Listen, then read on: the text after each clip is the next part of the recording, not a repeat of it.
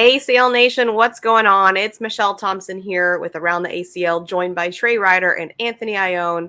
And we have a little bit of a cornhole hiatus, I feel like, this weekend. There wasn't much cornhole going on. Yeah, you guys were saying, like, you look on social media, there's, like, no live feeds, nothing going on, no events. Like, I feel like this is, like, the last lull that we'll get for the rest of the year, right? Because then when April hits, you have the events in April. I think there's 3 total. And then May, there's a few. And then June is literally every single weekend. July, August. I mean, literally through September, this is like the last lull that we have. So we kind of have to appreciate it. I know. We're going to look back at this episode and be like, remember when we were like complaining about the lack of cornhole? I don't want to see another bag by the time, August, September rolls around. Yeah, the only thing I got was, just running around this weekend and then get a little pop-up, and it's like, oh, Cheyenne's going live. Oh, let's see what's going on right there. And it was looked like a Florida regional, and it was her versus Kingsbury. And I'm like, oh, I'm about to watch this match. So it's like with nothing going on this weekend, you're even watching regionals. You know what's going on there. And we're desperate. Boards look slick. Boards look, at least that particular lane, they were sliding from, and they're in Florida. They were landing level 5. I mean, just front of the board and all the way to the hole. You could tell. So there's a technique, and there's something you can see in cornhole. When the bag cuts to your throwing hand, we call it fading, or I call it fading. And when you're babying a bag, when you feel like you have to baby it, you don't really get underneath it enough to get like a flat or a tilt to move to your non-throwing hand. And you see a lot of bags just kind of fading out to your throwing hand a lot. So I was looking for that, and you could tell that they were babying it. Everybody was babying the bag. You're getting full. You get those like toilet bowls, where you kind of get like a full circle, and you're like, oh, it's slick out there. Like, what's going on right now? But I got a few matches. Cheyenne came back and got Kingsbury in that one. I think it was like 21-16 or something like that. Wow. Well, that is the kind of board conditions she likes. So good news for Cheyenne. We talked about that when we interviewed her on Baggin' and Braggin', and she talked about how much she loves those slick boards.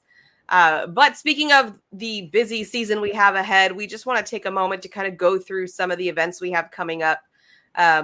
Starting with the Nationals, we have 4 Nationals in our World Championship. Our first one is coming up here in April in Corpus Christi, which is the kickoff battle. We have Cornhole Mania in Erie, Pennsylvania, the Bag Brawl in Portland, Oregon, Final Chase in Detroit, Michigan, and then, of course, the World Championships in Rock Hill, South Carolina. Trey, what can you tell us about our national series? Yeah, for those familiar, this is like the core of the ACL Pro season, right? The 4 nationals, they make up all the point standings. So all pros and PDC players will travel out to the nationals. They'll have these tournaments, national weekend. The main headliner events are going to be your pro singles and your pro doubles. Each of those different events will have 4 brackets. They're double elimination, with the winners of each of the 4 brackets going on to a single elimination playoff to be named a champion. So that, again, this year is going to be on ESPN networks. One small change that's being, and I actually don't think you guys know this. You might be hearing this live, right? Okay. One small thing that we're trying out and testing out for this first event in Corpus Christi is that for a few years now, it's been pro doubles to show the 2 semifinals and the finals, with pro singles just getting the finals. This year this first event, we're going to try switching it. So that means the final 4 of pro singles will make it, and just the pro doubles final. And the reason for that is so that since pro singles gets done the day before, there's an opportunity to capture content and collect additional content for the broadcast on Saturday if you have more pro singles match, instead of just trying to fit all of that content into one. So we're going to try it and see how it does. And if it doesn't work, then we'll go back to the other way it was and see how it makes it. So that's one change. So Friday will be pro singles day. Saturday will be pro doubles day. Also teams separate broadcasts, or are they together? Together. Okay. together. So our normal 2-hour broadcast for a national event would show the 2 pro double semifinals, the pro singles final, and the pro doubles final for format. Okay. So that'll Flip be that. a similar format, but yeah, essentially flip it to have 2 pro singles semifinals. So that'll be kind of the nationals are what counts towards points. This year, with only 250 pros, there are 6 spots in those brackets available at minimum for PDC players. So those PDC players have guaranteed spots. Again, new this year that some people may have forgotten about is that some of these PDC players, and people may hear us say PDC all the time, Pro Development Cup. It's essentially like kind of the minor leagues for some of these players. The PDC spots, they have individual qualifiers now for men, women, seniors, and juniors. So there'll be guaranteed spots for each of one of those different groups. So, for example, I'm not sure if we had a female qualify through the PDC last year into a main bracket. That'll change this year because we have specific call outs for some of the female players to get in. So, that's an exciting element to add there. So, yeah, nationals, 4 of them, all 4, and then the world championships. And then so for pros, their 3 best national finishes plus their world championship finish counts towards the overall standings. So exciting times when it comes to nationals, and some 4 great locations we'll go to. Yeah, it was hard to wait this long. I mean, I think last year our first national was in February, right? A Super Bowl. Yeah, so definitely excited to and really excited to have them come, especially for our new rookies. Like, Anthony, what do you think about the new rookies coming in the season, competing in their first ever national series?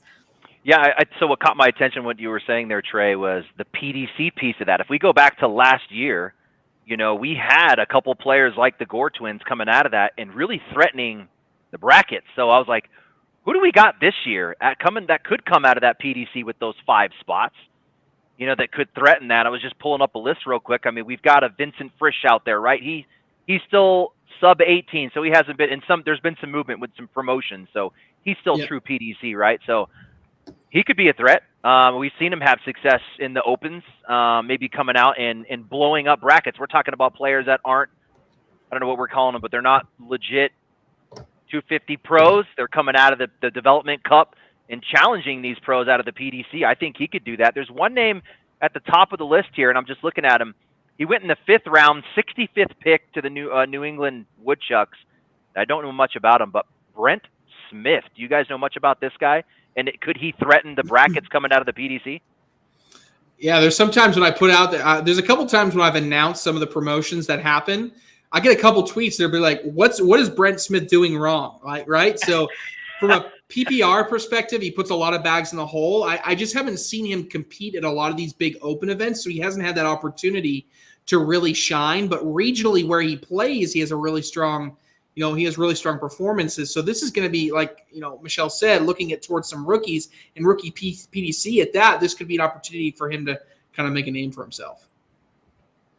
Yeah, just looking at this is unique. Looking at the PDCs, if we look at the top picks coming out of the draft, they were all juniors. You got Vincent Frisch. He was the first one to go. That was PDC. Adrian Brunson was second. You got Nick Petusky in there at 4th, and you got Brennan Ballard at 5th. And then Brent, it looks like he's a 27-year-old mixed in with all these juniors who were the top 5 picks coming out of the PDC. So those are the guys I would think that would possibly blow up a pro bracket coming out of the PDC.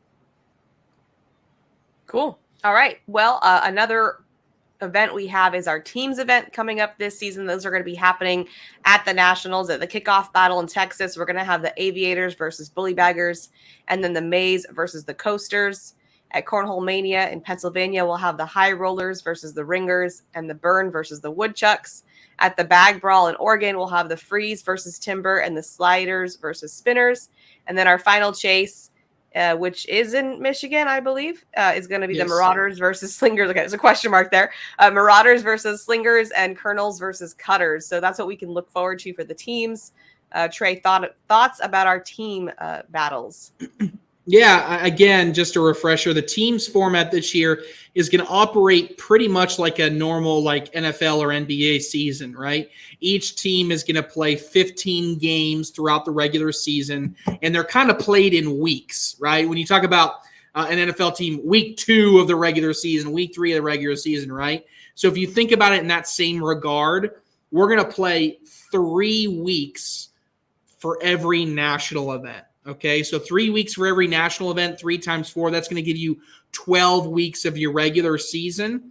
And then each team's 3 bonus weeks. 1 of them will come on a broadcast, and 2 of them will come on live stream courts throughout the year. So as we go into a national event, you'll really look on Friday. We'll kind of have our version of Thursday night football or Friday night football. Kick off the weekend with a broadcast, kick off teams as the first event of the weekend. So when we go into Corpus Christi, the Texas Bullybaggers are going to have a home game, right? They'll get to play on their home turf against the Ohio Aviators. They'll kick off the weekend going head-to-head on CBS Sportsnet. Then we'll have like the chunk of those 3 weeks happening at the National. We'll have 4 live stream courts at all the Nationals like we have every year. Each of those 4 different live stream courts will show this year, start to finish, a team's matchup. So no more jumping back and forth between feeds. You can sit and watch your favorite scheduled team on one of those 4 broadcasts, and that'll happen. That'll happen on every Saturday. So then after all those happen on Sunday, we'll kind of have our Monday night football or our Monday night or Sunday afternoon cornhole, right? Where you can you'll watch the last matchup of the weekend, one of the broadcasts. So across the entire regular season, each team going to play each other 15 times. Every other team, they'll have 15 total matches on their record, and then only the top 8 make the playoffs. So this year, there's so much more on the line because if you're not in the top 8, you're not playing at the World Championships, which is a big stark contrast to what we had this year. So teams is definitely taking a step up. There's going to be 8 teams broadcast in the regular season, and then both the semifinals and the finals of the team playoff bracket at the World Championships will also be on television. So it's going to be a big year for teams. Yeah, you said it, television. I'm just excited about the exposure, how deep the ESPN exposure is going to go into the field. You know, you're going to get 95% or whatever that number is of the field having their shot at showcasing what they can do on TV. I think that is awesome. And if I go back to last year where we kind of piloted the team program, there was just a really cool vibe, and maybe it was just because there was just the colors in the room. I mean, everyone's going to be coming out in these jerseys, these hats. If you look around the room, you can see the clusters of teams just based on similar jersey colors. And then the hey, my match is done, I'm going to go watch my other team's match.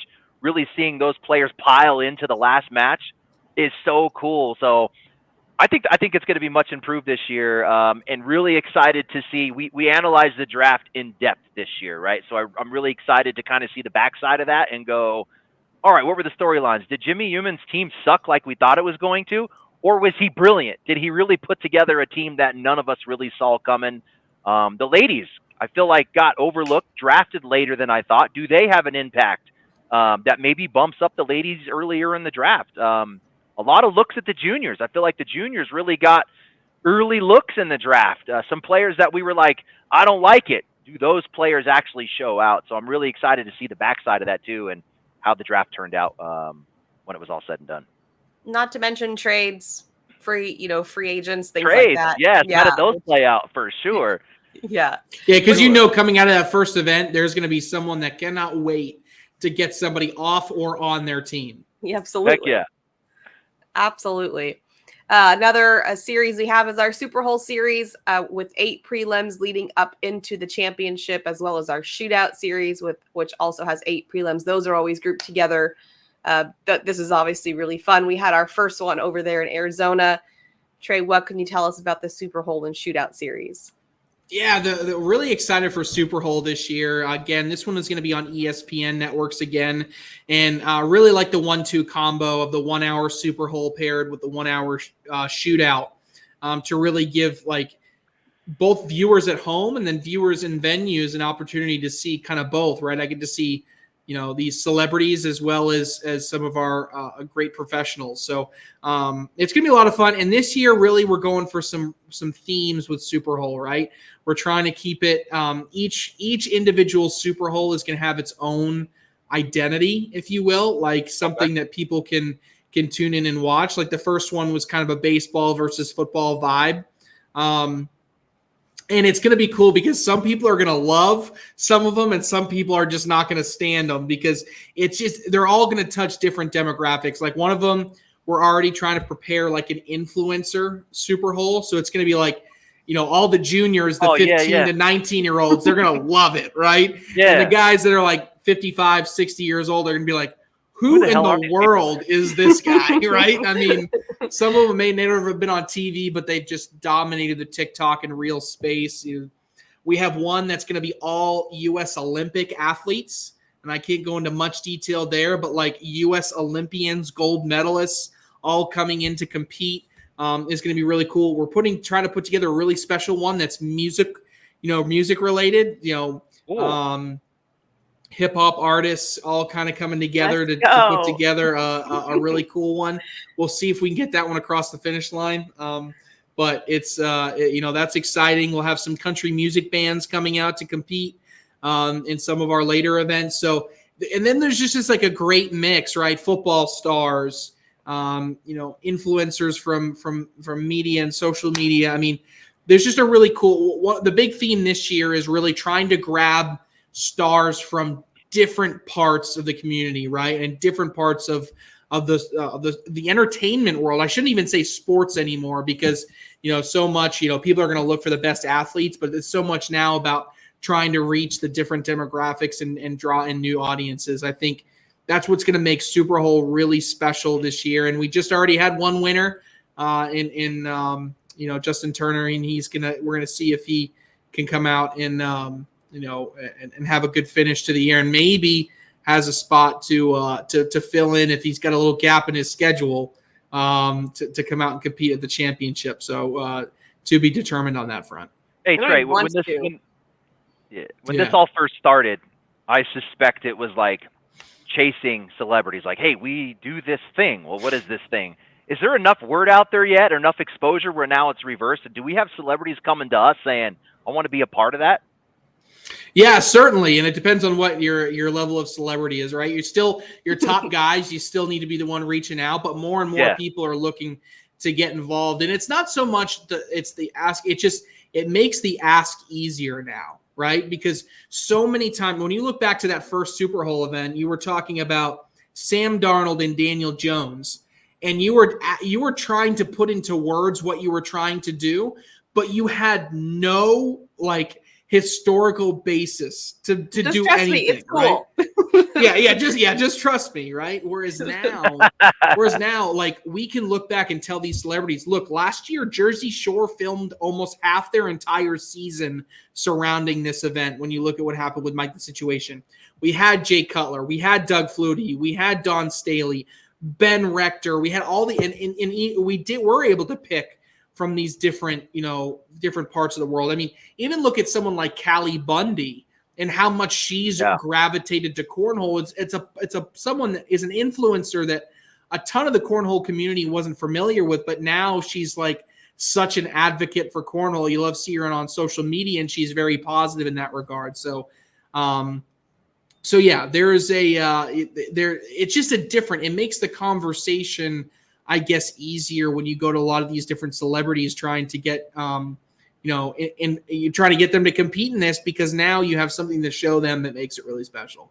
Speaking of Callie, and I caught her, I think it was her a little bit late. I think I saw her in the stands in Arizona. Yeah. But that was her, right? Did she just come out on her own, or was she there for something? Well, she was kind of there shooting the week, and she was kind of being an influencer for the weekend of Super Bowl and the Waste Management Open. She went to both. Oh, okay. So when she found out we were doing something, she's like, I got to go, right? I'm here. I got to go. So she got on the list. Yeah, it was cool to see her again. That's cool. I like the contrast too of like the SuperHole is fun. Anthony, you talked about how different it is to commentate or broadcast on it. And then you have the very serious shootout where there's big money to be made. So people really wanting to secure their spot there and having those be on the same broadcast. two different themes. Yeah. Two completely different things. But yeah, Anthony, can you talk at all about kind of that contrast of those two events? Yeah, you nailed it. I mean, it is a true contrast. I mean, you got to take all the analysis, throw it out the window, and just have fun. Just talk about what you're seeing and kind of be more like Trey told me right before I went live. He said, just be a fan. Just have fun with it. And that's kind of what you do. You just join everybody else in that, and then you switch to the shootout, and it gets serious real quick because, like you said, there's a lot of money on the line. And in that case, it built up. It built up for a month and a half or so. And we were all anticipating those matches. Trey, are you able to disclose any celebrities that we might see moving forward? Or is there anything kind of locked up? Oh, we do have some locked up, but I would not want to. I don't want to because the attributes. Yeah, I mean, a little resume. Like I said, I mean, yeah, you're gonna get the thing is you're looking for people that can bring a lot of energy, and you can look for people that are going to, like I said, kind of fit these themes. And there's a lot of the cool thing is like for a lot of these, we have a home run ask. And we have a plan B ask, right? Because if you want a home run celebrity, you have to be willing to work almost kind of around them, right? And so there's going to be some where you kind of, you shoot for the moon, and others that you kind of, you're trying different aspects and different elements, right? I will say for Topeka, if our plan A comes through, which is it's looking less and less, I mean, it probably a little bit less than 50% chance. But if this if this comes through, it's like we're talking A-list level hip hop artists. Competing. Okay. Like so, and that'll be we're shooting for Topeka. But I'll also say this: there's a certain NFL team that wants to compete throughout the season, to like a group of all from the same NFL team. All right. So like there's a couple like that where it's you're trying to find the right fit for all of them, and it'll be fun. Any NBA? Is there any NBA in there? Yeah, what's with the NBA? So the NBA is tough because we're right in the middle of their season. So it would look closer to you have to be after June, kind of in a way. So there's not a ton of time after the month of June in which you have that space available. So it's possible. It's just tough. Probably the last shootout or two. I think there's one or two in July that we could squeeze in. Yeah, it's like football and basketball are the opposite. Football players you can get in the prelims, but getting them to go to the championship is very difficult. Whereas the NBA players, it's very hard to get them to go to the prelims. But if you're like, hey, can you come to the championship? It's a different story. All right, so we just need some retired NBA players. Come on. Yeah, exactly. There you go. Exactly. Absolutely. All right, well, it's going to be an exciting season. Can't wait to kick it off there in Texas next month. We also have some news around the league, some stuff that happened this past weekend, mostly some teams transactions and some partner swaps. Matt Morton did get picked up by the Missouri Mays, where they dropped Lowen Reams. Ken Smith Jr. picked up by the Georgia Sliders, and they dropped Kevin Nellis. So already seeing these teams transactions before it's even starting, which, I'm curious to know why that's happening. Like, it does seem odd to see these kind of drops and pickups when the season hasn't really begun. I don't know. What do you think, Trey? Yeah, I think mostly it was one of those things where these additions were made because someone has chose to kind of take a step back and drop down to PDC, both in the case of Reams and in Nellis. So that was, I think, kind of the opportunity there. Or someone in the PDC, I think in Reams' case, may have not been able to commit to going to all the national events. So it kind of just set them back a little bit. Now, what I will say is I think there's a really interesting storyline around these Missouri Mays. And it's with this addition of Matt Morton. And part of the reason I think it's going to be one of the interesting storylines is we know how good Matt Morton used to be. I mean, we're talking about a 4-time ACL title winner, someone that in the year 2020 was, 1B or number 2 to Jamie Graham, who had this absolutely dominant season. And we talked about Matt Morton being kind of the next great player. And over the years, he just hasn't quite lived up to that level of expectation. But the storyline rests with the fact that the day or two after the draft, Matt Morton was released by the Carolina Coasters. And he was and they wanted to pick up somebody different.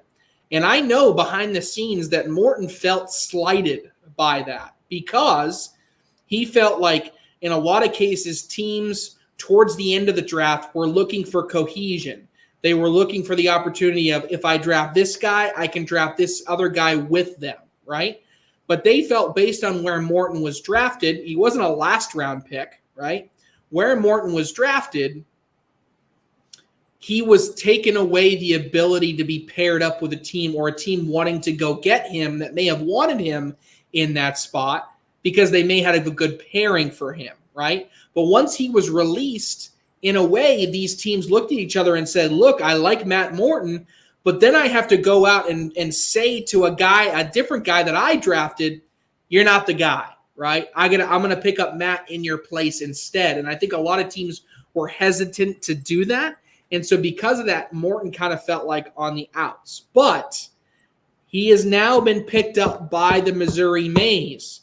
Here's your fun fact. Who do the Missouri Mays play at the first national event on TV?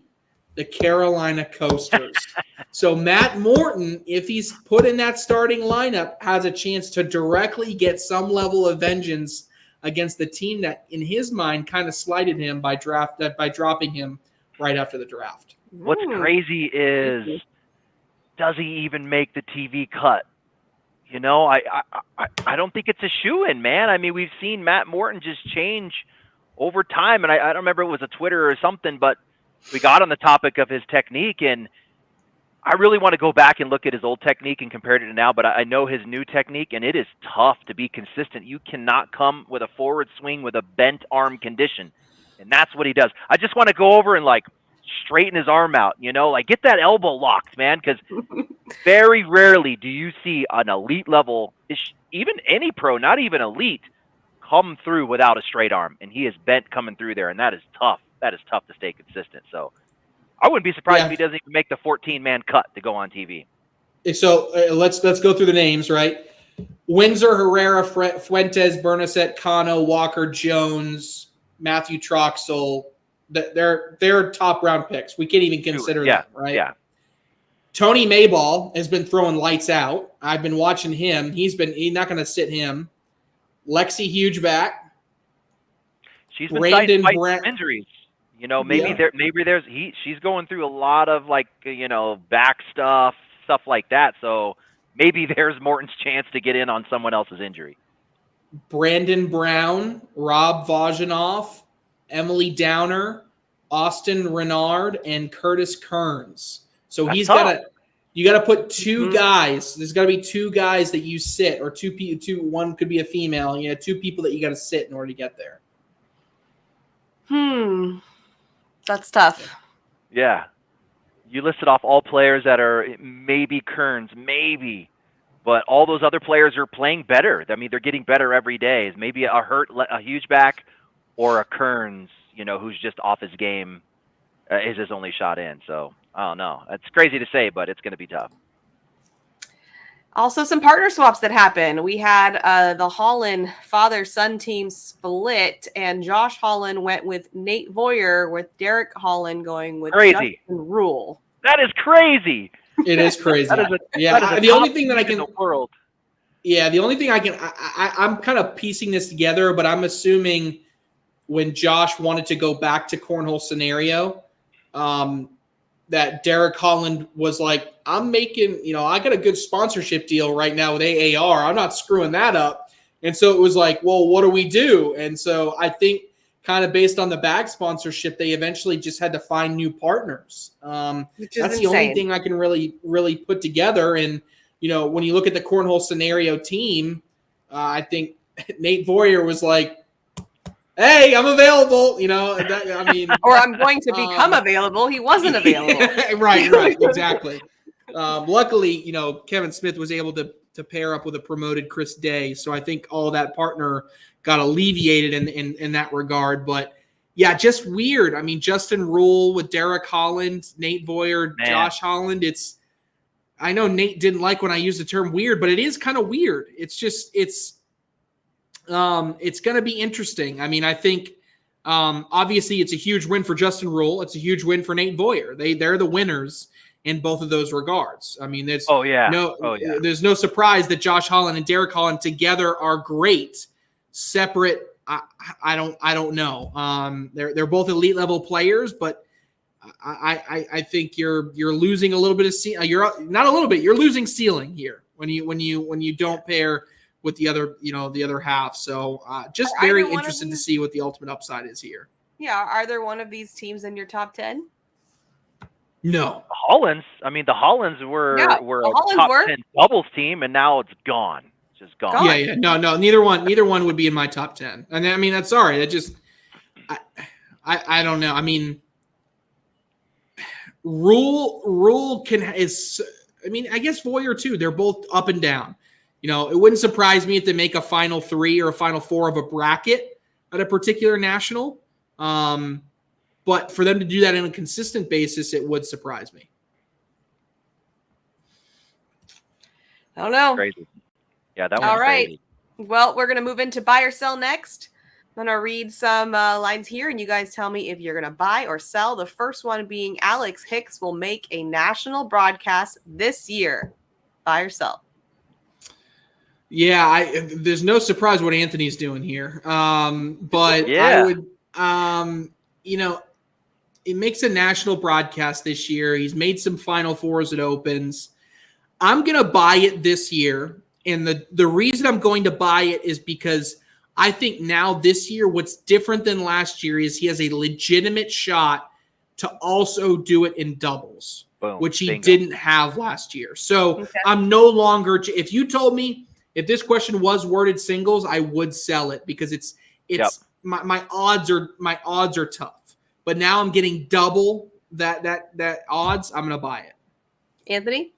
Nailed it. What is that? 10 shots, right? Anytime a player has a shot to get in on singles and doubles, finished top 15, 16 player in the league last year, and is showing that they're killing it in the Opens coming into the pro season. Of course, I think there's a shot, absolutely, and I think Alex Hicks is one of those players. He fits all those categories. So 5 shots at doubles, 5 shots at singles. He's got 10 shots at it, and he's definitely got the skill to do it with a strong doubles partner. The Texas Bullybaggers will capitalize on home field advantage in the first team's broadcast of the season. Buy or sell? Yeah, capitalize it just depends on how much you buy into the word capitalize. Does that mean they win? Does that mean they dominate? I think it's purposely vague. So, I mean, yeah, I think it's going to give them home field advantage. Look, put this out as a challenge to Texas. All I hear out of Texas, all I see on social media is that how everybody outside of Texas is too quiet. They don't value cornhole in the same way that Texas does. Championships with South Carolina. All I hear about is how rowdy the crowd in Texas is. Okay, well, this is your opportunity to show that, right? I fully expect to walk into that building on that team's broadcast and it be absolutely bonkers bananas. And if it's not, well, then they lied, right? So they lied. Look what it did for South Carolina at the championship, Michelle. I honestly believe that Oklahoma State at times you could argue was just as good, if not a better team in some instances. But I'm telling you, I mean, Avery Snipes was throwing 4-baggers purely on adrenaline from that crowd. Right? So I say we see the same level of excitement and the same effect when Texas plays at home. So I'm gonna buy it. Anthony? Who do they play again? Ohio Aviators. So that would be Almanza, Birchfield. And remember, the Aviators, they just stole Carson Getty and Gabe Dolan. Remember that? Because they traded right. 2-for-1 Gabe Dolan, Carson Getty for Jeremy Schermerhorn, which is like the Aviators are now like, thank you. Big come up. Thank you very much. Yeah. I have the Aviators and the Bullybaggers dead even. So that could be the factor. I think you have 6 Texas players on the Texas Bully Bagger team. So that's 6 of 14 is pretty heavy. Plus you're in a home state with an equally leveled opponents. I'm going to buy it. I think that could be the factor for sure. You'd take the open winners from this season so far over the field to win singles at the first national. So that's Graham, Ryan, Windsor, Rawls, Hamilton, Getty, Rawls. 2 Rawls.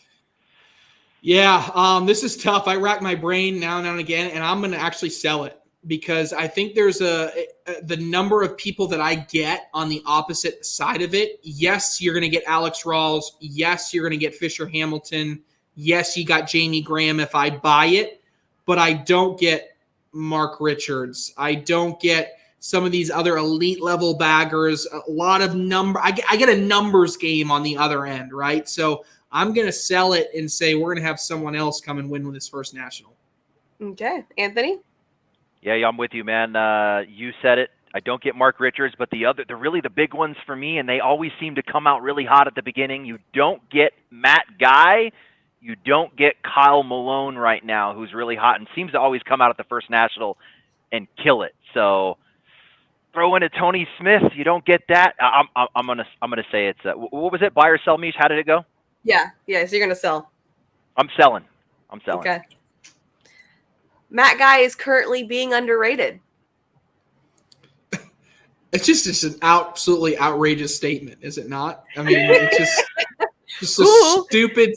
Yeah. Just a stupid statement. That is true. I'm gonna buy it. Like I just don't even know. It doesn't make any sense. Yeah, it doesn't make any sense. But it's what's happening right now. I just watched the guy on a live feed throw 96 bags in a row or something like that, or 96 out of 100 or whatever the hell it was, right? And I bet if you asked 100 people that are diehard ACL fans, how many are going to pick Matt Guy to win the first national, Anthony? How many? I mean, I don't think it's more than 5, 10. Yeah, right. Yep. I mean, everybody's going to be going through the. I mean, I put my power rankings together, and I'm like, where am I putting Matt Guy on this? Right? I almost wanted to leave him outside the top 10. That was how much I wasn't thinking about him. Right? Crazy, underrated. Buy it, absolutely. Yeah, he's underrated. I think it's one of those situations where the guy is so damn dominant that if he's not winning every tournament, you think he sucks. Yeah, and it's not the case. The bar too high. the guy is if he's not in your top 10 list, your top 10 list is wrong. He'll be the first one entered in any kind of Hall of Fame. I mean, he is the true GOAT. If we talk about GOATs, we're talking about all time, a guy who's been competing at this game for 25 years. Show me somebody who's been doing that at a high level as long as he has, leading, tied for the list of all titles.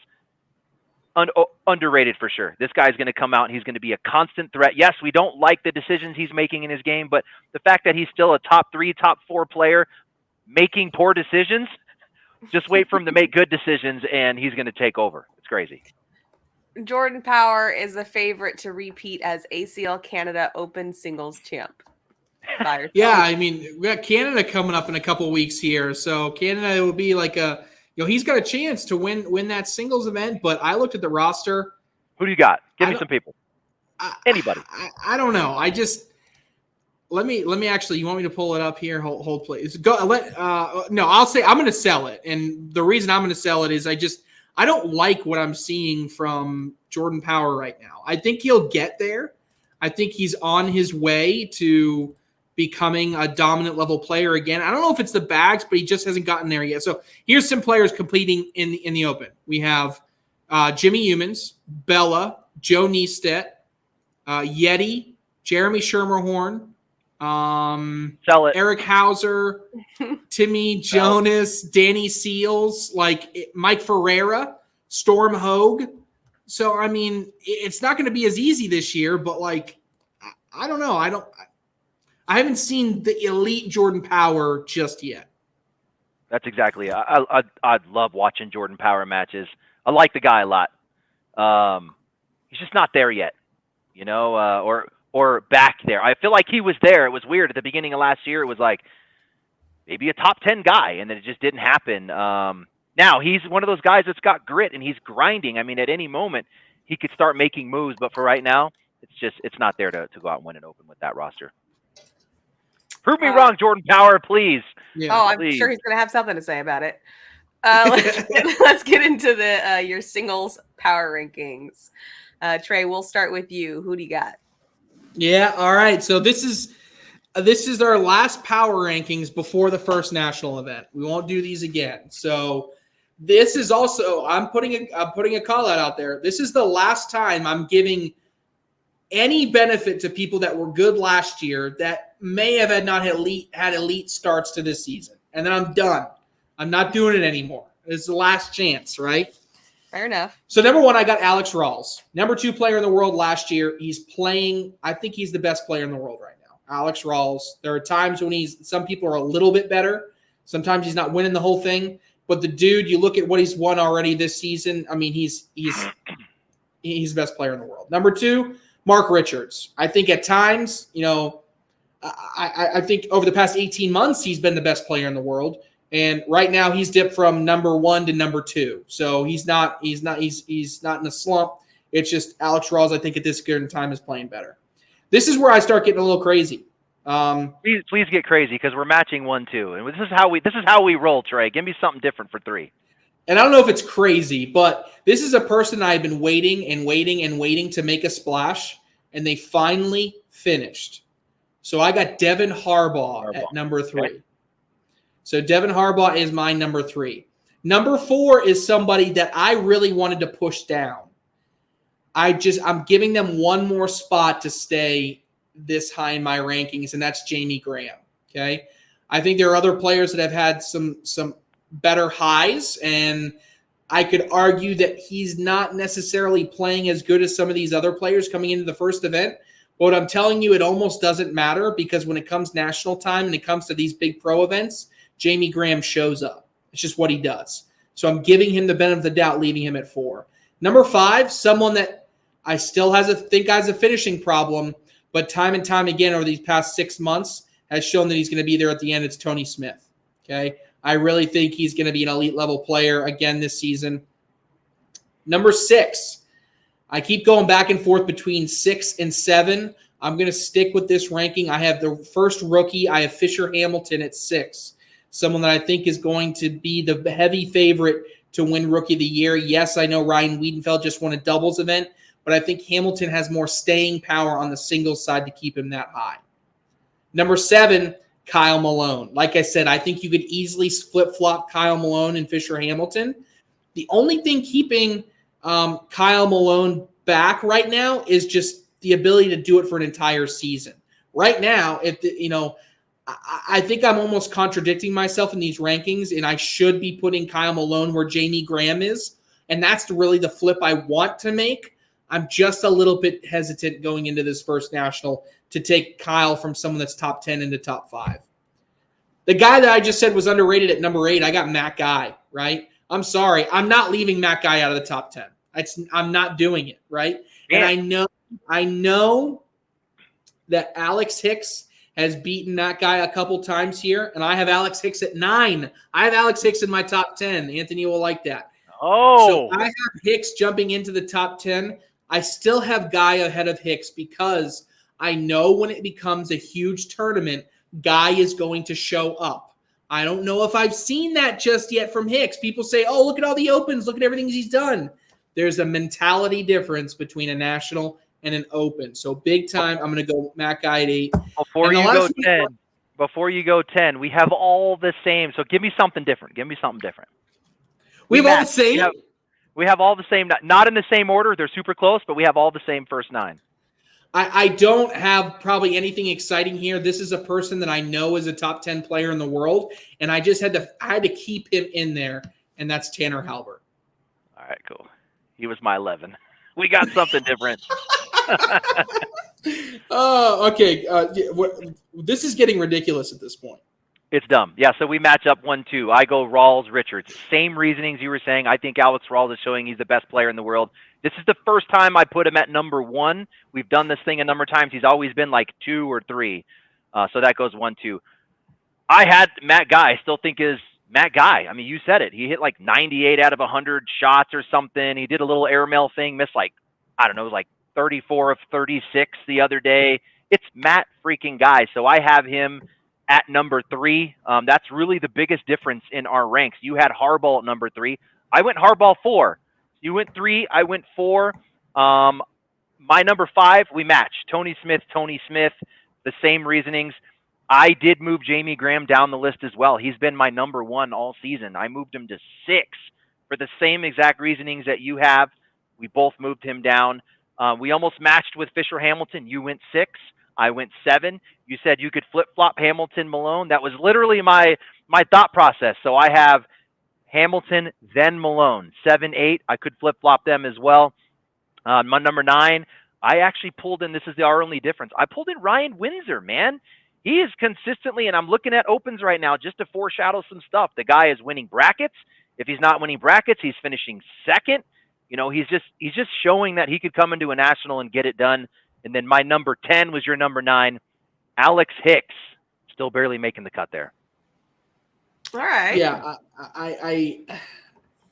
I just notable people that I kicked out, right? If you look at the rankings, like look at last year, right? Or people necessarily that I didn't necessarily kick out, but I left out. Like I said, I left out Ryan Wiedenfeld. I think I just need to see a little bit more from him on the singles side before I can buy him in there. But I don't have Josh Holland. I think what Josh Holland's gone through this so far has been a mess. So I'm just saying, look, Josh, you got to come back in and reprove it, because I don't know what the hell is going on with you this year, buddy. I mean, I just don't know. He's got his bags back, right? So that should supposedly change things. Exactly. Noah Almanza, I've seen flashes of, right? But I haven't seen the same dominant player. I mean, this time last year, we talked about him he's already won an open event going into his rookie season. We haven't seen that same level of dominance, so he's creeping down a little bit. Also, Eric Davis, not in that list. I think he easily could get there, but again, just haven't seen that same level of consistency. There are just some players who have been more consistent on that front. So, but man, I think some interesting guys and some interesting names to watch. I mean, obviously, you had Ryan Windsor. He's close. I think Noah Wooten's not too far off, but based on what he's been doing recently, I think Alan Rawls could be close to that conversation. Carson Getty, with their consistency on what they're doing, they're close. So a lot of interesting names there. Yeah, same thing, Trey. Tanner was my number 2. He's out. He's at like 12, 13. Josh Holland was my number 9 last time. He fell out. The only one you didn't mention, Noah Wooten. I feel like he's winning brackets. He's 2nd in brackets. He's just showing so much dominance. I have him right outside, along with the names you mentioned, plus a JBJ. I think that he might be right outside of top 10 as well. All right. Trey, you got a hot take for us? Yeah, I can put one together, but no, I kind of have one. So I think, and it's not that hot of a take, I guess. But based on my list that I put together, I think this will remain. I think at the end of the season, when all is said and done, we have 4 players in the top 10 from the state of Florida. Wow. Oh. So that would be Alex Rawls, Fisher Hamilton, Kyle Malone, and Tanner Halbert. So, okay. I mean, I think 4 from one state. I mean, yes, it's the most dominant state, but I still think that would be awesome. That would be awesome. What you got, Anthony?